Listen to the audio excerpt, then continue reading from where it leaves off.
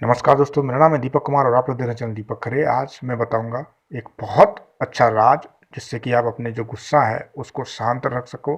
और और यहाँ तक कि आपको ये इतना काम आएगा ये राज कि आप अगर बीच लड़ाई में लड़ भी रहे होंगे और 2 या 3 सेकंड के लिए शांत होंगे उस वक्त, तो आपको अचानक से ही उसी वक्त तत्काल आपको ये हमारे 1 या 2 पॉइंट जरूर याद आ जाएंगे, जिससे कि आप अपने आप को कंट्रोल कर लोगे और अपने जो लड़ाई करने का जो सोच रहे थे या जो उत्तेजना आप में बह रही थी, आन लड़ाई करने की इच्छा हो रही थी, वो अपने आप शांत हो जाएगी। और अपने आप ये जो मैं 16 नियम बता रहा हूँ उसमें से कोई ना कोई आप एक याद आ जाएगा उस वक्त, और आपका जो गुस्सा है वो शांत हो जाएगा। जब किसी शख्स को गुस्सा आने वाला होता है तो उसके हाथ पैरों में खून का बहाव तेज हो जाता है। ये मैं पूरी साइंटिफिक आपको रीजन बता रहा हूँ क्यों गुस्सा किसी को आता है, और कभी कभार ऐसा क्या हो जाता है कि हम किसी को मारने और काटने तक की हिम्मत हमारे अंदर आ जाती है और हम वो काम कर भी देते हैं।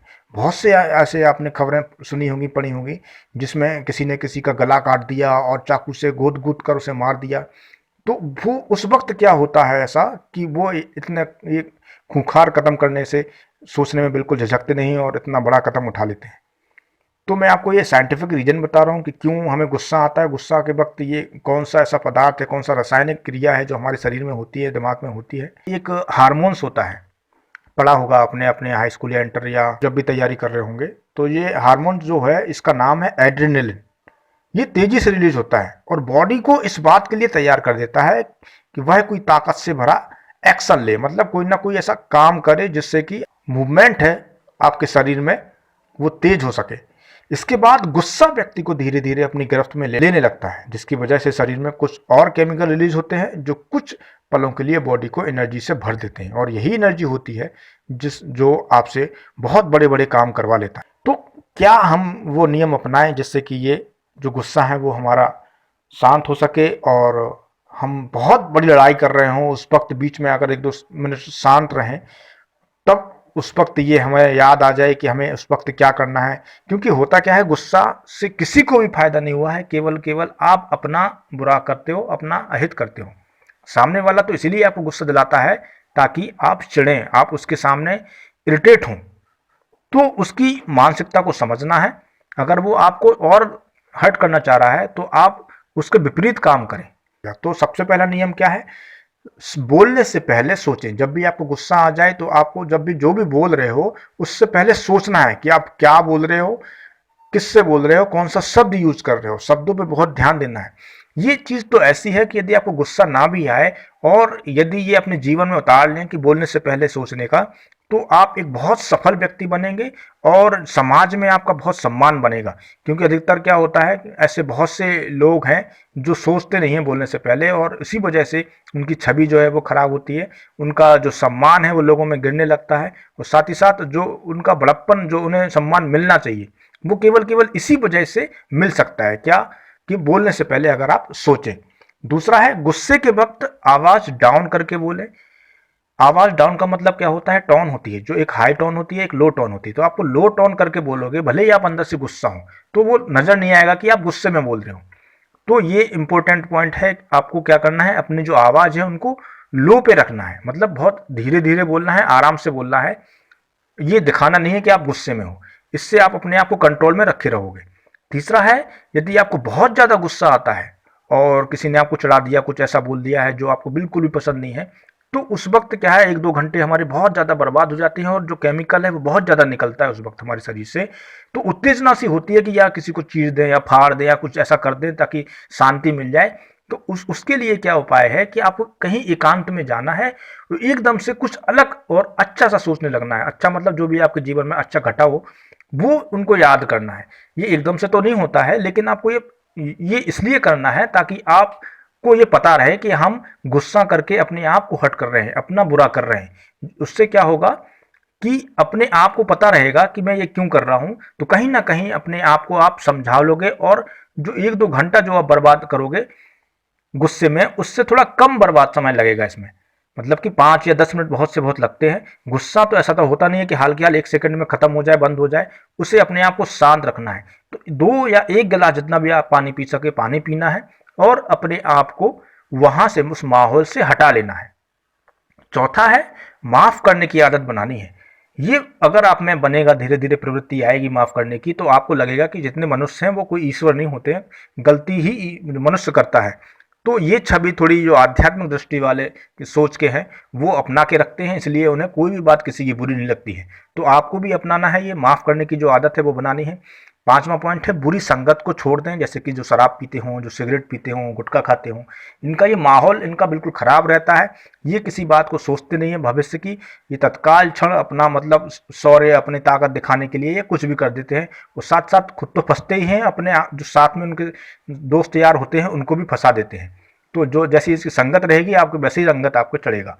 तो इनको छोड़ने की कोशिश करें, इनसे हटने का, इनका धीरे धीरे इनको त्याग करने की या धीरे धीरे इनसे कांटेक्ट कम करने की ये प्रवृत्ति आपको बनानी पड़ेगी, ताकि ये आपके शरीर के साथ साथ आपके धन के हानि पहुंचाते हैं, तो कहीं ना कहीं पहुंचाते हैं, आपको समझ में नहीं आता है। तो ये आपका जो लक्ष्य आप बनाओगे उनमें भी इसमें दखल अंदाजी देंगे। तो इनको कोशिश करें धीरे धीरे छोड़ने की। छठा पॉइंट है, गुस्से के वक्त शांत वाले शब्द अपने आप से बोलना है। जैसे कि क्या है, पॉजिटिव वाले हैं जो एनर्जी आपको खुद देंगे, क्योंकि गुस्से में क्या है, हमें गाली अंदर आती हैं, जो सामने जिस लड़ाई हुई है या होनी है उसके प्रति बुरा निकलता है, बुरा सोचते हैं हम, वही सब चलता रहता है। उससे हटने के लिए हमें क्या करना है, अपने आप में पॉजिटिव थॉट सोचने हैं। जैसे कि जो आप शब्द अपने आप से दोहरा सकते हैं, बोल सकते हैं कि मैं गुस्सैल स्वभाव का व्यक्ति नहीं हूँ, मैं अपना ही अहित कर रहा हूँ, या मुझे कोई दूसरा व्यक्ति गुस्से में नहीं ला सकता, इतनी किसी में भी हिम्मत नहीं है जो मुझे गुस्से में ला सके। ये ऐसे जो पॉजिटिव वे वाले हैं उनको दोहराना है, अपने आप से बोलना है। सातवां जो पॉइंट है वो है, आपको ये प्राणायाम होता है एक अनुलोम विलोम, वो 22 से 25 बार जोर जोर से करना है, ताकि जो अंदर आपकी जो हवा भरी है नेगेटिव ऊर्जा वाली वो निकल जाए और जो पॉजिटिव की आसपास की है वो आपके अंदर जा पाए। आठवां पॉइंट है, लड़ाई के बाद की समस्या के बारे में आपको सोचना है कि आप अगर फ्यूचर का सोच लोगे तो कहीं ना कहीं आप जो कदम उठा रहे हो उसमें बैक हो जाओगे। इसमें बस यही होता है कि हम अपना सम्मान खोते हुए ऐसा पाते हैं, इस वजह से हम पीछे ना हटके और आगे बढ़ते जाते हैं और सामने वाले को नीचे दिखाते रहते हैं, दिखाते जाते हैं, और वो भी सामने वाला भी यही प्रतिक्रिया करता है। इस वजह से बात बहुत ज़्यादा बढ़ जाती है। तो बस वहीं थम जाना है, थोड़े अपने आप को झुका लेना है। ये झुकाने वाली अपने आप को जो प्रवृत्ति है वो अपनानी पड़ेगी कहीं ना कहीं। ये आपको उस क्षण तो आपको थोड़ा ये लगेगा कि नहीं यार डर गया, वो क्या सोच रहा होगा कि ये डर गए, लेकिन कहीं ना कहीं ये डर आपकी ज़िंदगी में बहुत काम आएगी और आगे आपने जो लक्ष्य बनाया है उससे हासिल करने में उससे कोई नहीं छीन सकता, क्योंकि आप केवल अपने लक्ष्य पे ध्यान दो। नौवां पॉइंट है, याद रखना, हाथी कभी कुत्तों के मुंह नहीं लगता, भले कुत्तों को ये लगे कि उनकी वजह से हाथी ने गांव छोड़ दिया। मतलब एक कहावत थी पहले, कुत्ते भौंकते हैं और हाथी अपनी मस्त चाल चलता रहता है। मतलब किसी गांव में आपने देखा होगा या आपने बचपन में याद होगा कि जब भी हाथी आते हैं तो मोहल्ले के जितने भी कुत्ते रहते हैं वो अपना भौकाल दिखाने के लिए कि ये मैं यहाँ जो एरिया का मतलब खास हूँ, तो ये हमें कहीं ना कहीं कमज़ोर ना समझे, इसलिए वो भौंकना स्टार्ट कर देता है और अपने एरिए से, क्योंकि हाथी तो कहीं रुकता नहीं है, वो निकलता जाता है, जो उसका महारथ रहता है, सारथी रहता है, वो ले जाता है। तो याद रखना, आप हाथी हैं, कुत्ते नहीं। 10वां पॉइंट है, आपके जीवन का कोई एक बड़ा लक्ष्य होना चाहिए। बड़ा लक्ष्य होगा तो ये छोटी मोटी जो प्रतिक्रियाएं होती हैं जीवन में उनसे अपने आप पीछे हटते जाएंगे, इनको नज़रअंदाज करते जाएंगे और इनके इन चक्रों में पड़ेंगे ही नहीं। 11वां पॉइंट है, जिनका बड़ा लक्ष्य हो उनसे जुड़ो। आपके मोहल्ले में, आपके आस पड़ोस में, आपके रिश्तेदारी में जिसका बड़ा लक्ष्य है या कुछ बड़ा करना चाहता है उनसे आप जुड़े, उनको अपना मित्र बनाओ। इससे क्या रहेगा, आप अधिकतर अपना बेस्ट करने के पीछे समय अपना बर्बाद करोगे, ना कि फालतू समय आप इधर उधर की बातों में आप खर्च करोगे। 12वां पॉइंट है, गुस्सा होना और ना होना ये पूरा अपने ऊपर निर्भर करता है। ये पॉइंट बहुत खास है, समझना जरा इस बात को कि हम अपने आप को इस कदर ढाल लेते हैं कि कोई किसी ने शब्द कहा तो हमें गुस्सा आ जाती है। ये केवल हम होते हैं जो ये मान लेते हैं कि किसी ने कुछ बोला और हम गुस्से में आ गए, तो ऐसा बिल्कुल नहीं होता है।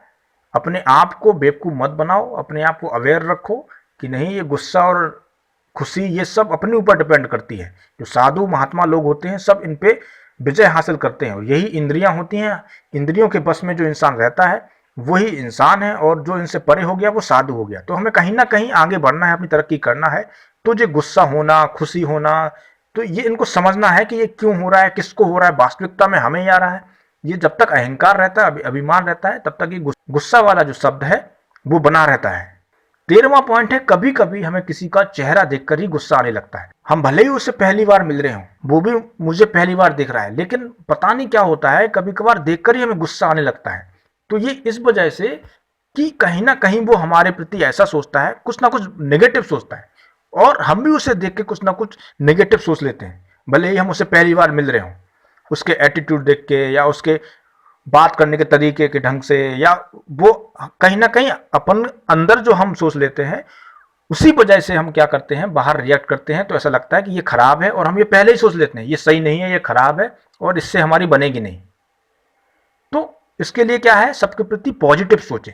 जैसा आप उसको अपने प्रति सोचेंगे, वैसे ही वो धीरे धीरे आपको भी सोचने लगेगा। भले ही आपके प्रति वो पहले गंदा सोचता हो, नेगेटिव सोचता हो, लेकिन आपको क्या करना है, पॉजिटिव ही सोचना है। ये कब हो पाएगा, जब आपका कोई एक बड़ा लक्ष्य होगा और केवल केवल आपका ध्यान अपने लक्ष्य के प्रति होगा। तभी आप ये सब जो आसपास की चीजें हैं खराब सी, उन पर नजरअंदाज रहेंगे, और जो सही है केवल उसी पर ध्यान देंगे। 14वां पॉइंट है, गुस्सैल स्वभाव वाला व्यक्ति कम बोलता है। ये ध्यान देना, ये जो अधिकतर जो गुस्सैल स्वभाव के व्यक्ति होंगे वो कम बोलने वाले होंगे। इसलिए कोशिश करें थोड़ा लोगों से खुलें, और लोगों से तुला हुआ सटीक बोलें। सटीक बोलें जो हम पहले बोल चुके हैं, बोलने से पहले सोचें, उसका मतलब ये है।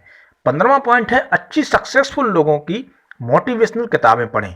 जो भी सक्सेस हो चुके हैं, जिस क्षेत्र में आप जाना चाह रहे हैं, जो भी आप लक्ष्य बनाना चाह रहे हैं, वो उस लक्ष्य को जो प्राप्त कर चुके हैं, उनसे संबंधित किताबें पढ़ें। उन्होंने जो लिखी हो या उससे संबंधित जो भी किताबें हैं, उन किताबों को पढ़ें। जब आप जान पाएंगे सक्सेस लोगों के जीवन में भी ऐसे कई दौर आए जिसमें यदि वो बुद्धि से काम ना लेते तो सफल नहीं हो पाते। इसलिए आपको ध्यान देना है, केवल केवल लक्ष्य प्राप्ति ही आपका जीवन का सार्थक सिद्ध करना है, और वही प्राप्त करना है।